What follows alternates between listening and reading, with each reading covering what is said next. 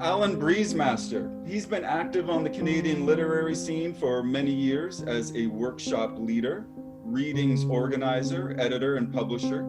He was a partner in Quattro Books from 2006 to 2017 and currently runs his own small literary press, Aeolus House.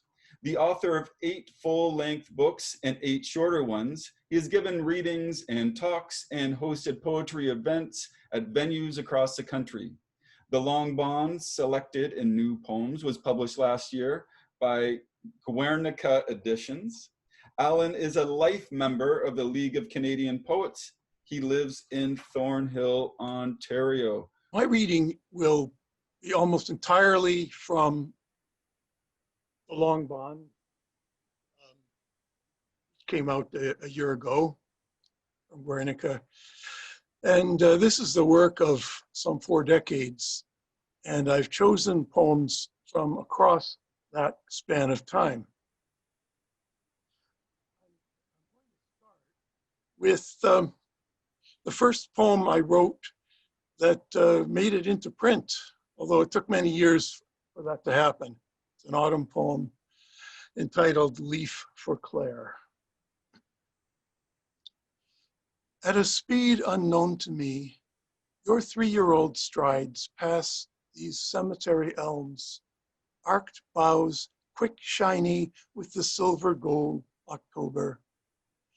Knowing you cannot grasp the somber passion fringing on gentian sky, nor feel the least cut of its irony of light, I only show you how to chase the leaves, the flittered leaves. Yes, catch that one, your rush of easy gaiety, outleaping the glitter in the wind, though it too shifts pace and strides by. You won't remember anything of this, but now your hand, returned cool, warm on mine, implants a vow to honor that fierce trust and defy desperate ignorance of any wax coat intact, even one turned fallen leaf under the breath of time.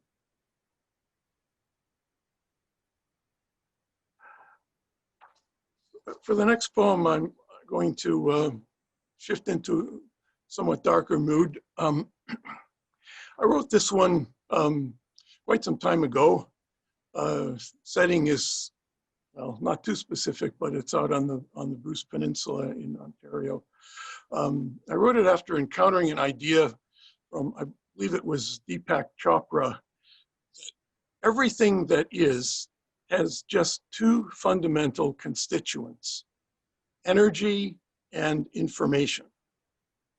Interesting, but something in me resisted and resists that.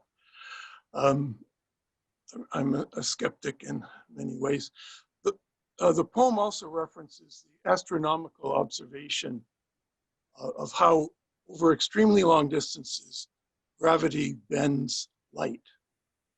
So this is incurved light.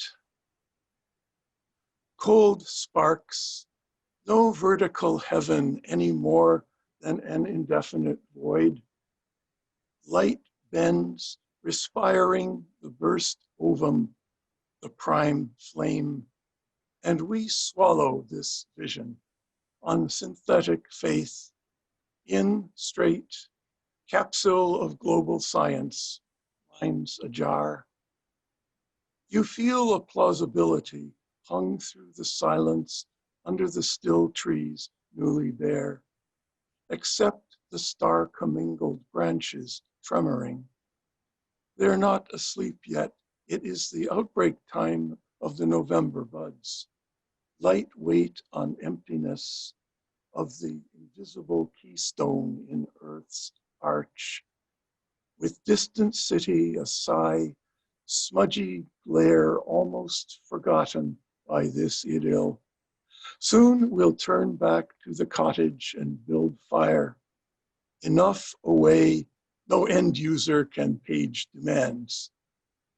Data and ergs, that's all. The wild of stars dwindle as Earth's membrane shrank and lost the redolence. Be by me then, your own scent, healful in its round, lightless rays, at least until the fuming roar at dawn. Yes, I brought the city with me to the cottage. It was hard to get away, and my pager at the time. They still have pagers? I don't think so. We've got Bluetooth. Okay, the next poem is very short, erotic poem, and it's called Skin of Our Vision. These hands traveling our bodies in the dark sculpt us new spaces. There we flood, warm from such meeting distance, what smooth, viewless light, to which this flesh is only curtain, while our breaths unite over the Gulf Stream, twined fiery blood. And moving from eros to celibacy,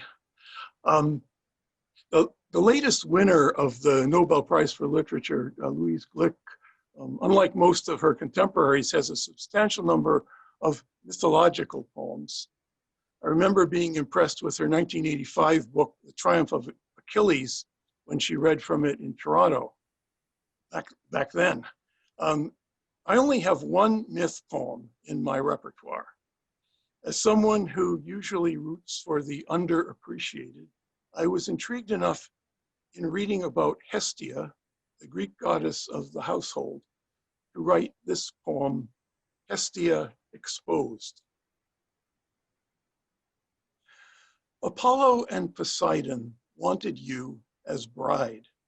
So to keep peace within Olympus, you vowed perpetual virginity and veiled yourself beside the sacred hearth, tending, embodying its life of flame. Yours is the shy vitality without which home can afford no safety and no nurture.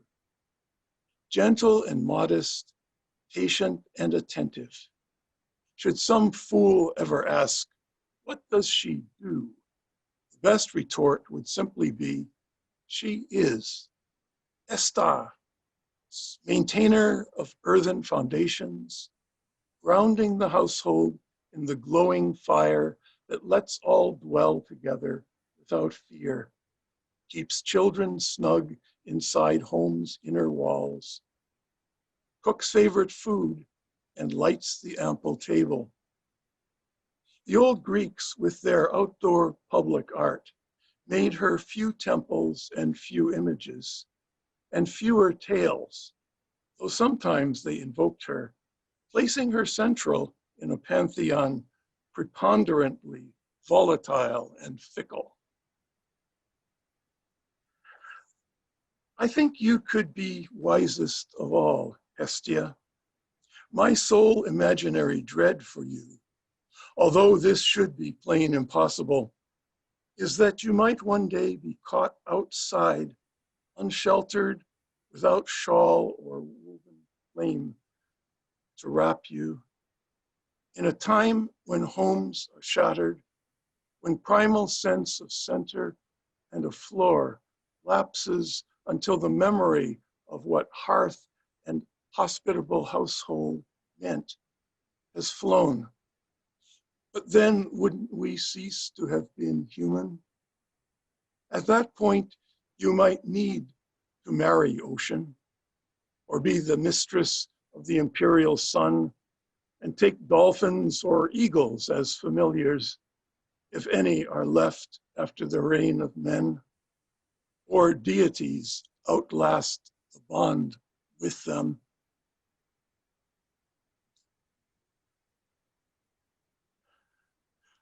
Okay, the next few poems are shorter, and getting back into, I guess, more recent times.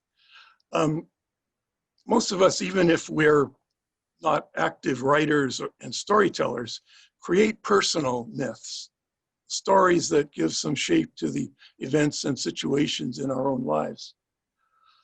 The next two poems represent efforts at that in relation to my parents. My father had a very negative myth constructed about him by my mother, with some justice, supposedly for my edification. I didn't completely buy into it. This is a mythic witness for my father. I witness not so much for the defense as for a counter myth and being aware. My testimony speaks without pretense of grasping truth or justice, but with care. Disdaining my ineptitude seems fair. The daydreams, the deficient common sense. Exposure to deep woods in mountain air transformed fear into awe at the immense. I fumbled objects thrust toward unsure hands, but long legs worked us far up the wild lands. Outside soft pity, free from grid and clock. If there were not bonds to you, there did grow bands whose lonely sinew stretched me to take stock through you of what made mud, of what was rock. And the following page in the book is a poem in a different sonnet form for my mother. This is called A Reclamation. Is it the final cliff that we must measure, or the warm valleys that the slight peaks inform? What was most fleeting can hold fuller treasure, even the lulls and fresh wind after storm. So much of early childhood flowed with sweetness, left to imagine, learning the softest way, buffered from scorn, from anxious incompleteness, boding no chasm between labor and play. Though that meant some steep interests would be paid with thin reserves for fending fraud and force, another stream ran on, whose banks weren't swayed from its autonomous initial course. I draw upon and sail the river still, whose source you once vouchsafed, through good, through ill. And here's the poem in a different sonnet form that is on an ecological theme. There's a number of poems from a recent period and a recent book that explore what you can do with sometimes 13, sometimes 14 or 15 lines. This one is called Ask. Then who can sight the shadows on the wind or hear a single note sung by a stone? Within a calm, feel how the evening light sighs to diminish. Sense the pain of dawn. Think the chaotic torment with which clouds assemble, swell, disperse. Call up the grief in vanished language, in bulldozed relief. Ask dying fish what difference, fire and mud. Tread far enough apart from fear's refrain to match the pace a forest would have strode into a meadow had it not been paved. Ask through the unlit chambers down your brain. Ask the last frog, last bird of a species, whether your fowling nest might yet be saved. Well, here's a poem that is another, I guess, oddity in this 180-page book. It's the only one that's based on dreams. Even long after I left working 9 to 5 in the field of information technology for over 20 years, I still had dreams or nightmares once in a while based on those experiences. Even though I enjoyed my job, it had another side to it as well. Very demanding and sometimes tense. This poem is Office Dream. New office tower, some 100 floors. A former company, revamped, has hired you back. You have a vague but high-level assignment. Each day their headquarters relocates without your knowledge. At lunch hour, the eatery has moved. Nobody knows you. Signage is missing or ambiguous. You rehash the dull sense of insufficiency from past years, and a prior fear leaks back. This world has morphed away beyond the grasp of your old, fading, obsolescent skill set. At a strange console for inputting codes, you strain to recall symbols long unused. A sudden deadline looms for your lone project. The specs they gave were not especially clear. You arrive one day in your underwear. Nobody notices. It seems, so far, you are the single person here who cares.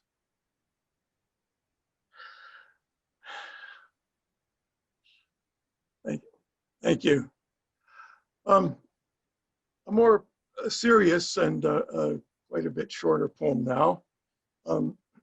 This one is in memory of my late friend, James Latrobe, who passed away in 2016. It's called Our Path. We climb on through the wounds, which are, after all, not fatal, only mortal.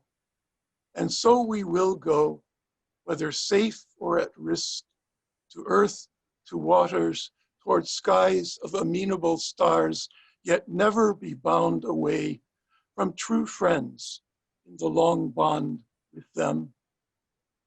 There is hurt, even so I refuse being sealed. I stride or limp after what moves beyond all, which is also within and gives lift to the load. It undarks at the knowing this path cannot shut, how something far in us goes on, reaches past the lone end. And this will be my last poem, and something different again. I'm going to lighten up considerably. It's a new one, and yeah, a little intro with this. Friend once told me that back in the 70s, her professor demeaned her for writing what he scornfully called kitchen sink poems. Thankfully, many of us have come quite a long way since then. I hope I have. This poem is my kitchen sink poem. It's entitled, The Dishes, at Least. Just have to find it. Yeah. I do so little of the housework. The dishes is one task taken on willingly, posing no challenge for one like me to complete. I love the fresh laundry smell, towels, sheets, pillowcases, fresh underwear, shirts. But that fine produce is seldom my province. And I don't mind taking garbage out from the kitchen, dusting our shelves, vacuuming carpets, even cleaning the bathroom if I must. But labors that need finesse, by and large, go to my better and abler half, while every brute strength assignment is mine. Then platters, cutlery, cups, and bowls, their plain, renewable handsomeness, prepared, restored to utility after straightforward soaping and swish and rinse, yes, or a good scrub when called for with sponge. Left to dry, untimed, the rack, and later placed back unrushed in appointed quarters on neat stacked shelves, in their drawers, on their hooks, a full resumption of tidy order. Loving the whole concrete, tangible metaphor, I will quite happily clasp this particular circular, unending chore. I was just reading up about you, and I noticed you were in science and you were in IT.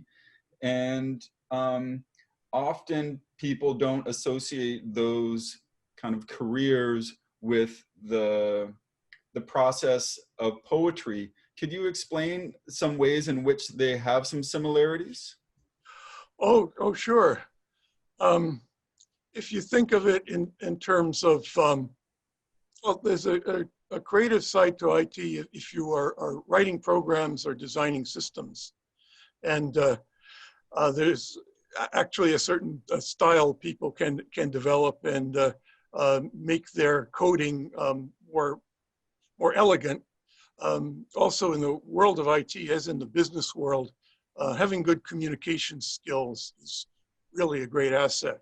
And I drew on that quite heavily because I'm not really that technically gifted. But it was an opportunity to actually provide a service to people in the area of communication that is information, helping the flow of information, and yeah, some technical writing and training where you were actually guiding people, not exactly like a poetry workshop or a literary lecture or something, I guess, but there are analogies, and I found it very useful, the exactingness of it and the time management part of it in being a publisher and editor at the same time as I had alongside my own creative activities to go through. And yeah, I think attention to detail is another way of kind of encapsulating similarities. I wouldn't push it too far. You know, when I wrote my PhD thesis, an aspect of poetry that interested me and still does a great deal is ambiguity and what they call polysemous words. You know, a word that has multiple meanings, layers of meaning historically and otherwise, and puns. And you know, in data, it's either 1 or 0. You know, yes or no, right or wrong. And in that area, it was quite a culture shift for me. It was quite a baptism of fire when I left the academic world and got a real job in the business world. No offense, that was a facetious comment, Maureen.